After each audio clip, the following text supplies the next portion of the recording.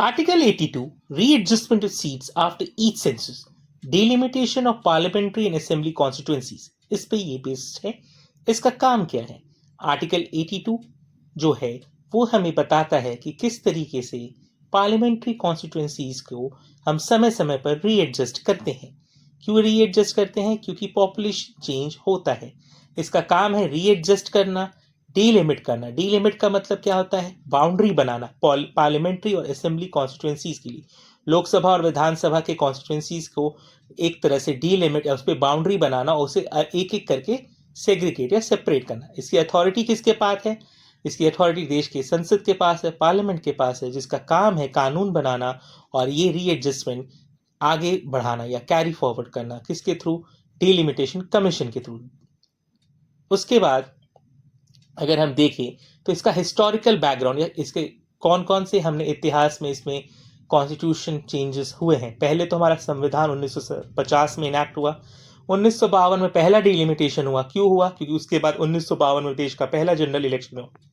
वो 1952 वाला election state और सेंट्रल सबका एक साथ हुआ था. 1963 में दूसरा डिलिमिटेशन 1961 के सेंसस के बेसिस पे हुआ. 73 में 1971 के सेंसस के बेस पे तीसरा डिलिमिटेशन हुआ.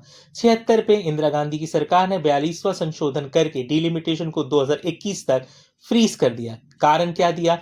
पॉपुलेशन कंट्रोल कंसर्न्स, क्योंकि पॉपुलेशन एकाएक बहुत ज्यादा बढ़ रहा था.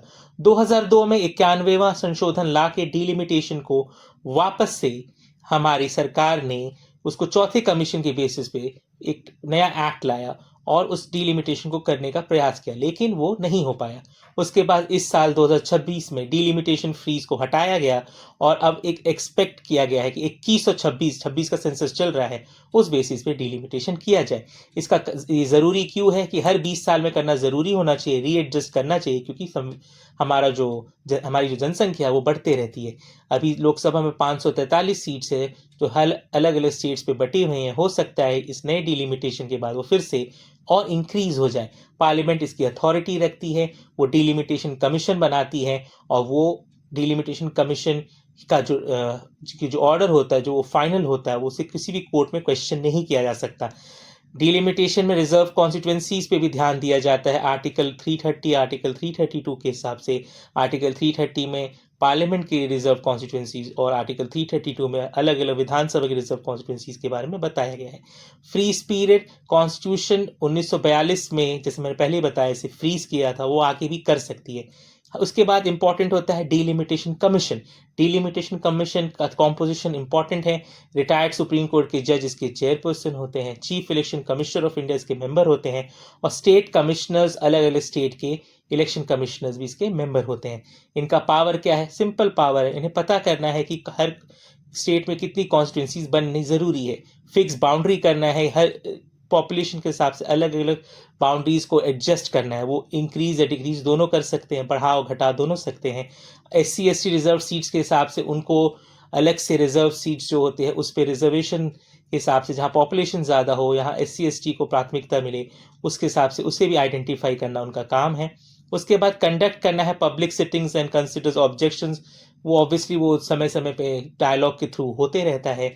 और उसके बाद सबसे इम्पॉर्टेंट है ये हमारे विशेष जैसी ऑफिशियल गजट में आ जाता है तो वो फाइनल हो जाता है.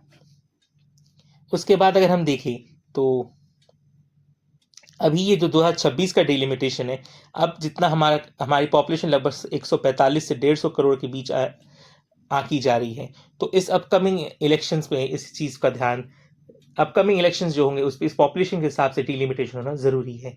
कॉम्पोजिशन, बहुत अलग अलग आर्टिकल्स इंपॉर्टेंट है इंडियन कॉन्स्टिट्यूशन में. भारतीय संविधान में 81वां लोकसभा के कॉम्पोजिशन को, 170 अलग अलग विधानसभा के कॉम्पोजिशन को बताता है. पार्लियामेंट का पावर आर्टिकल 327 में होता है. इलेक्शंस डिलिमिटेड इसके हिसाब से वो उस पर कानून बना सकते हैं. आर्टिकल 330 SC ST के लिए रिजर्व्ड है. 332 भी रिजर्वेशन असेंबली के लिए, 330 जो लोकसभा की सीट है उसके डिलिमिटेशन के लिए, और 368 जो अमेंडमेंट पावर है कॉन्स्टिट्यूशन में, कोई भी बड़ा कॉन्स्टिट्यूशनल अमेंडमेंट आर्टिकल 368 के हिसाब से होता है, जिसमें 2/3 बहुमत की जरूरत होती है, 2/3 majority of members sitting and voting. Judicial review obviously इसमें कोर्ट में हम इसे चैलेंज कर नहीं सकते, बट सुप्रीम कोर्ट के पास जुडिशियल रिव्यू का पावर होता है और वो उसके हिसाब से अगर कोई उनके पास कोई एग्रीव पार्टी जाए तो उसका जुडिशियल रिव्यू कर सकती है। करने का एकमात्र कारण होता है कि कोई भी ऐसा बेसिक डॉक्ट्रिन जो हमारे इंडियन कॉन्स्टिट्यूशन है उसके विपरीत तो ये कोई नया कानून पार्लियामेंट ने नहीं बना दिया, तो उसी पे जुडिशियल रिव्यू करती है।